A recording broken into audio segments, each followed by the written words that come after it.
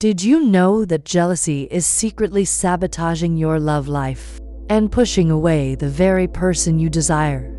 It's a hard truth, but understanding this one cosmic law can transform your relationships forever. Welcome back to Frequency Chapters.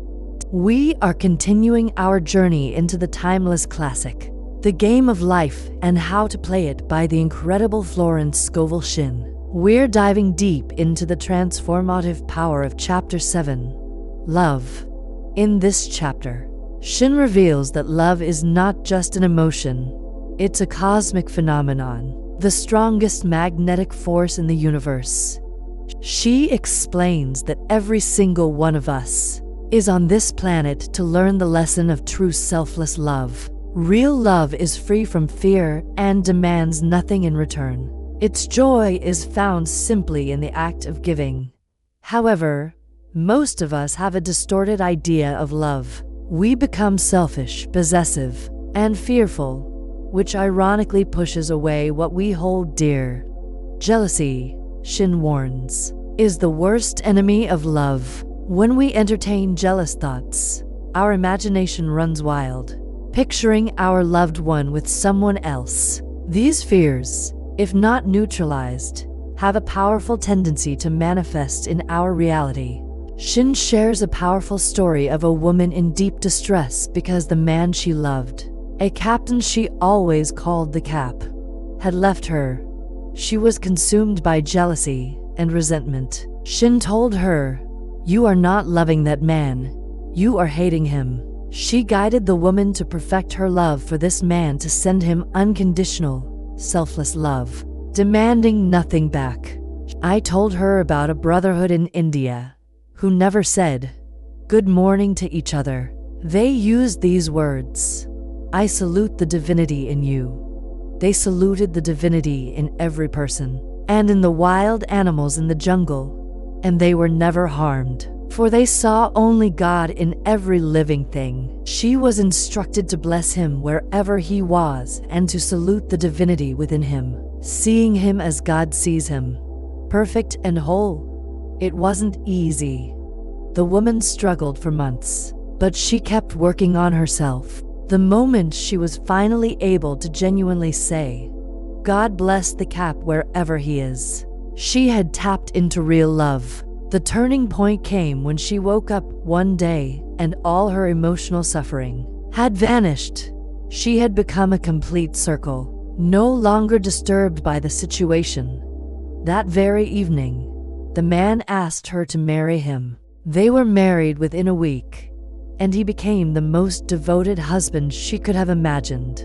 This story teaches us that no person is your enemy. Everyone you encounter serves a specific purpose in your life as a teacher. Every person is your teacher, regardless of whether the relationship is positive or negative. This man was her teacher, sent to teach her the lesson of selfless love. When you are no longer disturbed by a situation, you will attract what you think you are losing, or attract its equivalent. Suffering isn't necessary for our growth, but it often wakes us up from our soul sleep. When we learn the lesson, the suffering ceases. The same principle applies to our work and our finances. Shinn states that no one can be truly successful in business unless they love their work. When an artist paints for the pure love of art, it becomes their greatest masterpiece.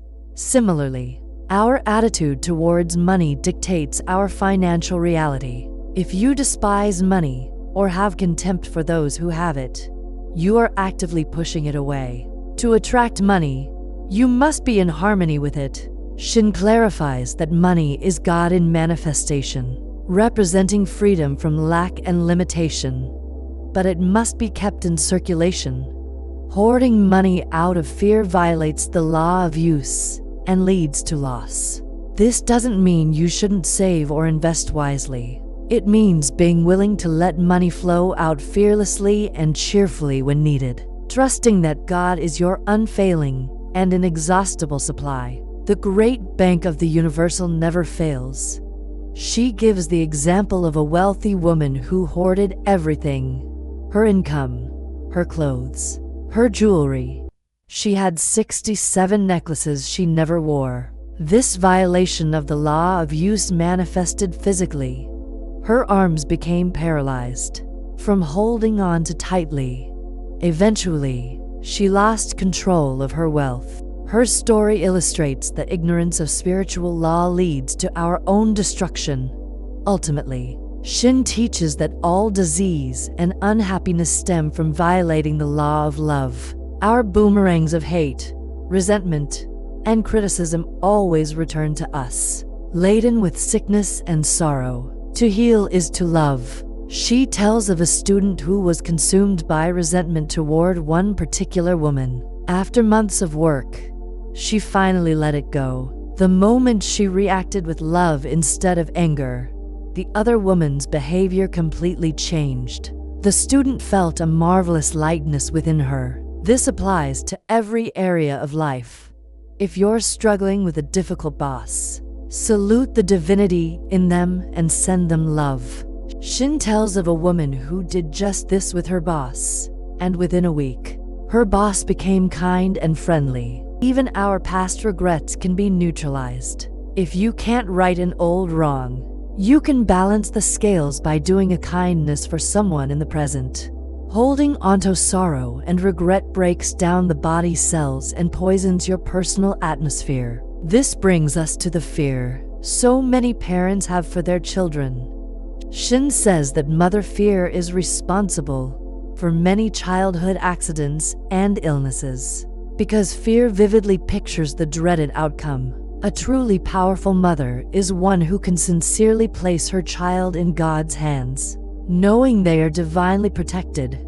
By doing so, she surrounds her child with a powerful aura of protection. A woman awoke suddenly, in the night, feeling her brother was in great danger. Instead of giving in to her fears, she commenced making statements of truth, saying, "A person is a perfect idea in divine mind, and is always in the right place. Therefore, my brother is in his right place, and is divinely protected." The next day, she found that her brother had been in close proximity to an explosion in a mine, but had miraculously escaped. As Shinn writes, man is his brother's keeper in thought. The final message of this chapter is a profound one. Perfect love casteth out fear. When you are filled with fear, you are not yet made perfect in love. Love is the fulfilling of the law. By aligning ourselves with the cosmic force of unconditional love, we dissolve fear, heal our lives, and attract all good things to us. Love is not just a feeling. It is the key to mastering the game of life. Thank you for watching. If this resonated with you, please be sure to like and subscribe to Frequency Chapters. You won't want to miss the next Frequency Enhanced Chapter Summary for focus, healing, and abundance.